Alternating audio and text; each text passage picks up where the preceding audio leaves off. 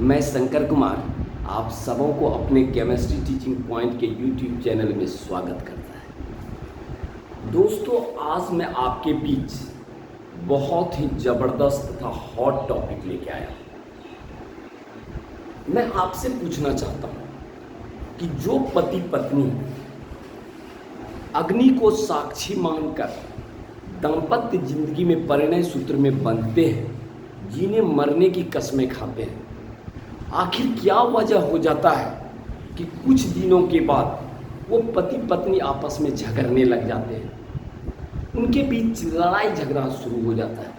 कभी आपने उन कारणों को ढूंढने का कोशिश किया कि क्या वजह है जिस अग्नि को साक्षी मानकर परिणय सूत्र में हम लोग बंधते हैं, जीने मरने की कस्में खाते हैं, आखिर क्या वजह हो जाता है कि कुछ दिनों के बाद हम पति पत्नी आपस में झगड़ने लग जाते हैं, या कौन से वो कारण है जिसके वजह से पति पत्नी के बीच झगड़े लड़ाई झगड़े होते हैं। आज हम उसी पॉइंट को आपके बीच लाने का मेरा छोटा सा प्रयास है, और वीडियो के लास्ट में आपका मैं वैल्यूएबल कमेंट जानना चाहूँगा कि हमारा जो सोच है, हमारे जो विचार हैं, वो आपको कहाँ तक आप हमारे विचार से सहमत हैं। कृपया आप इस चीज़ को कमेंट बॉक्स में कमेंट करके मेरा मैसेज के द्वारा हमें सूचित करें। तो चलिए बिना देर किए आज का जो मेरा ये टॉपिक है कि आखिर पति पत्नी में क्यों लड़ाई झगड़े, क्या वजह है, किन कारणों से झगड़ा उत्पन्न होता है, या भविष्य में ये लड़ाई झगड़ा पति पत्नी के बीच नहीं हो, इसके लिए हमें क्या करने की आवश्यकता है, इसमें क्या सुझाव है, जिन चीज़ों को हम अमल करके हम अपने दाम्पत्य लाइफ को सुखमय बना सकते हैं। आज मैं उसी चीज़ के बारे में हम पॉइंट वाइज करके मैं बताने जा रहा हूँ, और थोड़ा सा गौर से देखिएगा। यदि आप पति पत्नी हैं तो मेरे इस वीडियो को शुरू से लास्ट तक देखने का प्रयास करेंगे, और यदि आपको मेरे वीडियो से आपकी ज़िंदगी में थोड़ा भी फर्क पड़ेगा तो मैं समझूंगा कि मेरा ये वीडियो बनाना सार्थक सिद्ध हो।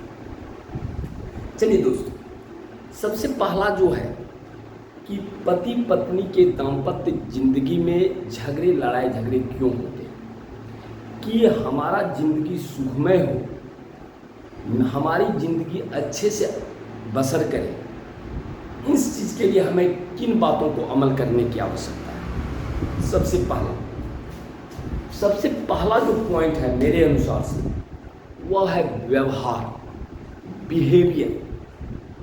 गौर कीजिएगा दोस्तों, व्यवहार एक ऐसी कुंजी है जिसके दम पर आप किसी का भी दिल जीत सकते हैं। तो आपका व्यवहार में जो वो सॉफ्टनेस होना चाहिए, आपके व्यवहार में वो नरमी होनी चाहिए, वो कुशलता होनी चाहिए, आपके व्यवहार में वाणी में वो मधुरता होनी चाहिए कि किसी के सामने भी आप अगर अपनी बात को रखें तो उसके आपकी बात को मानने के लिए जो है मजबूर हो जाना।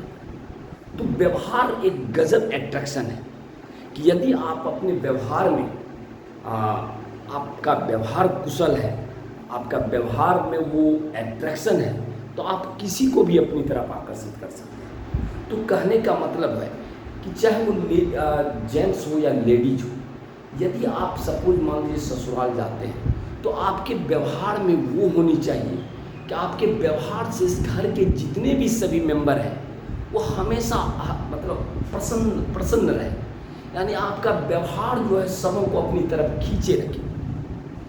और यदि आपके चले जाने के बाद उस घर में मायूसी आ जाए, सभी लोग आपकी प्रशंसा करें, और सिर्फ घर के ही लोग नहीं, घर समाज के लोग जहाँ कोई भी व्यक्ति जाए तो आपका हमेशा प्रशंसा।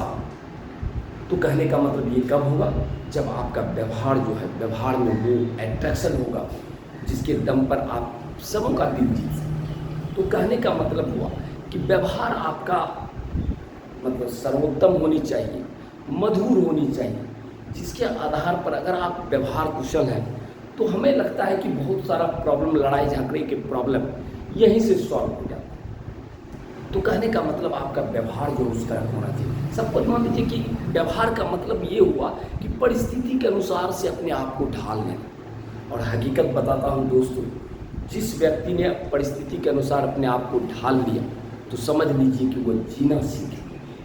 तो कहने का मतलब खासकर लेडीज में ये गुण होनी चाहिए। आप जहाँ भी जाएं, किसी भी कल्चर में जाएं, वहाँ एडजस्टेबल नेचर होना चाहिए आपके अंदर कि किसी भी परिस्थिति में हम अपने आप को ढाल लें। तो पहला तो है बिहेवियर के आधार पर आप किसी को अपनी ओर आकर्षित कर सकते हैं। सेकेंड पॉइंट, लड़ाई झगड़े के ये भी कारण है कि हम लोग क्या करते हैं कि कभी कभी होता है कि घर में कि पुरुष प्रधान, हम लोग एक दूसरे को रेस्पेक्ट नहीं करते, इज्जत नहीं करते। कभी कभी होता है क्या कि पुरुष में ईगो होता है कि नहीं, हम जो निर्णय ले रहे हैं वही सही है, हम जो कह रहे हैं वही सही है। लेकिन नहीं जनाब, आप गलत हो। एक दूसरे का रेस्पेक्ट करना सीखिए। यदि पत्नी भी कुछ बोल रही है तो उसे भी सुनना चाहिए, वो क्या बता रही है, उसकी भी बातों पर अमल होनी चाहिए। तो कहने का मतलब हुआ कि एक दूसरे का रेस्पेक्ट, एक दूसरे का आदर भाव होना चाहिए, क्योंकि सभी व्यक्ति आदर मीन्स रेस्पेक्ट पाना चाहता है। उसकी भावनाओं का भी कद्र होनी चाहिए। ये नहीं कि घर में हम हैं तो हमारे ही चलनी चाहिए, हम जो कह रहे हैं वही होनी चाहिए। नहीं, हमारी पत्नी का भी सेम अधिकार है, उसका भी उस घर में उतना ही अधिकार है। तो कहने का मतलब किसी भी तरह का निर्णय में पति पत्नी दोनों की राय होना आवश्यक है। या कोई भी विचार अगर पत्नी के मन में आ रही है तो उसे बैठकर सॉल्व करें, उसको अच्छे से समझाएं। अगर पत्नी के विचार आपके अच्छे नहीं लग रहे हैं तो उसको बैठ के समझाएं कि देखो तुम ऐसा कह रही है तो ये ऐसा नहीं होगा, इसको ऐसे होना चाहिए। तो कहने का मतलब इस तरह से आप अपने पति पत्नी के बीच सामंजस्य बैठा सकते। क्लियर है? दूसरा, कभी कभी क्या होता है कि एक दूसरे पर विश्वास होना। तीसरा जो मेजर फैक्टर है लड़ाई झगड़े का, वह एक दूसरे पर विश्वास की कमी। विश्वास की कमी का मतलब क्या होता है कि सपोज मान लीजिए पति भी जॉब कर रहा है, पत्नी हाउसवाइफ है, घर में है, पति बाहर जा रहा है अपना ड्यूटी जो भी है, हम खामखा किसी कारणवश उस पर मतलब शक के निगाह से देखने लग जाते हैं। वह किसी से फ़ोन से बात हो गई या उसका किसी से बात हो गई तो हम क्या करते हैं, उस पर शक जाहिर करने लग जाता है। तो इस तरह से पत्नी के भी मन में नहीं होना चाहिए। सबसे पहला पति पत्नी का सामंजस्य है कि एक दूसरे पर बिलीव होना चाहिए, एक दूसरे पर ट्रस्ट होनी चाहिए। तो कहने का मतलब पति पत्नी को लंबे समय तक अगर दाम्पत्य जीवन में आप चाहते हैं कि आपका जिंदगी सुखमय हो तो एक दूसरे पर ट्रस्ट करना बहुत जरूरी है। चौथा जो कारण है that is the ego problem. कभी कभी क्या होता है कि एक दूसरे के ईगो के कारण भी आपका लड़ाई झगड़े होते हैं पति पत्नी के बीच कि नहीं भाई मैं जो ये कह रहा हूँ मेरा कहना सही है, या वो कह रही है कि नहीं हम जो कह रहे हैं मेरा कहना सही है। तो इस ईगो के कारण भी लड़ाई झगड़ा, कोई एक दूसरे के सुनने के लिए तैयार नहीं होता। तो कहने का मतलब है कंप्रोमाइज़, आपको कंप्रोमाइज़ एक दूसरे के साथ कंप्रोमाइज़ करना होगा। अगर सपोज मान लीजिए सामने वाला कुछ कह रहा है तो उसकी बातों को सुनना भी चाहिए। तो कहने का मतलब अगर पति पत्नी इस तरह से अगर जिन दाम्पत्य जीवन में अगर सुखमय रहना चाहते हैं तो इन सब बातों को ध्यान देने की आवश्यकता है। दूसरी बात क्या होता है कि जब आपके बच्चे बड़े होने लगते हैं, सपोज मान लीजिए आप दाम्पत्य जीवन में आ गए और आपके बच्चे बड़े होने लगते हैं तो वो सारा चीज़ समझने लगता है। जब बच्चे बड़े होते हैं तो उसमें सोचने और समझने की शक्ति डेवलप हो जाती है। और उस पीरियड में यदि आप पति पत्नी झगड़ा करते हैं तो उसका एडवर्स इफेक्ट आपके बच्चों पर भी पड़ता है। वो बच्चा भी ये तर्क करता है कि क्या कारण बात है मम्मी पापा हमेशा झगड़े रहते हैं, बच्चे भी सहमे हुए रहते हैं। तो कहने का मतलब हुआ कि जब आपके बच्चे बड़े हो जाए, लायक हो जाए, तो कोशिश कीजिए कि आप दोनों के बीच अगर बैर बनस भाव उत्पन्न हो रहा है तो उसको बैठ के सुलझाने की कोशिश करें। यदि आप दोनों के बीच से नहीं संभव हो पा रहा है तो उसमें आप अपने मम्मी पापा या ऐसे गार्जियंस को ला के सलाह लें क्या करना अच्छा है। और इस तरह से आपस में झगड़िएगा तो इसका प्रभाव दुष्प्रभाव जो आपके बच्चों के मानसिकता पर पड़ता है, वह जब स्कूल जाएगा तो उसके स्कूल में भी जाने पर उसके मन में वही बात रहेगा कि पापा मम्मी हमेशा झगड़ते हैं, क्या कारण। उसका मानसिक ग्रोथ रुक जाता है, वो बच्चे के मन पर एक प्रेशर क्रिएट होने लगता है। तो इस तरह से पति पत्नी जब बच्चे आपके बड़े हो जाए तो अगर डिस्कस भी करते हैं, लड़ाई झगड़ा भी करते हैं तो उस लड़ाई झगड़ा का जो है एक दूसरा ये होना चाहिए, विकल्प होना चाहिए कि बैठ कर उसको प्रेम से सुलझाए।